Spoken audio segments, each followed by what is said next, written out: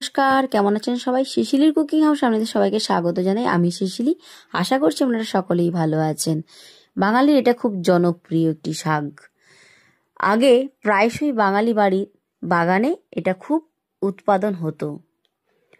শাকের কচি ডাঁটার মধ্যে ফুল ও ফলের অংশ জড়িয়ে থাকে। দেখতে সুন্দর, হাতে দিলে নরম, মুখে দিলে কটকটে আওয়াজ হয়।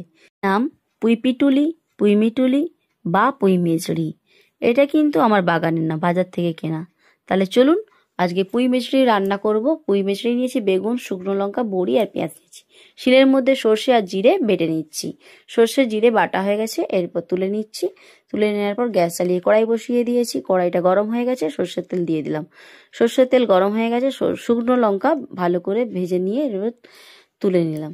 শুকনো লঙ্কা দিলে তরকারিটা ভালো হয় আর কি।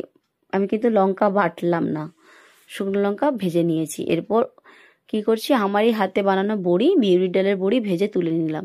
এরপর 5 ফোড়ন দিয়ে দিলাম। ওর মধ্যে 5 ফোড়ন দিয়ে বেগুনটা দিয়ে দিলাম, পরিমাণ মতো নুন আর হলুদ দিয়ে।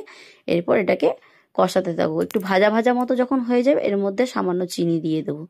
চিনি দেওয়ার পরে দিয়ে দেব পেঁয়াজ।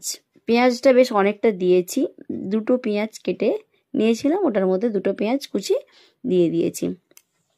পেঁয়াজ আর বেগুনটা যখন খুব ভালোভাবে ভাজা ভাজা মতো হবে, এটার উপর দিয়ে দেবো ওই পুঁইমেচড়িটা।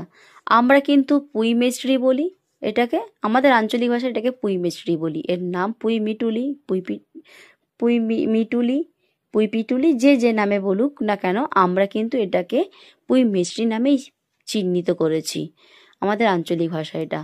এরপর শুকনো লঙ্কাকে ভেজেছিলাম যেটা শুকনো লঙ্কা, ওটাকে মেখে নিলাম হাত দিয়ে।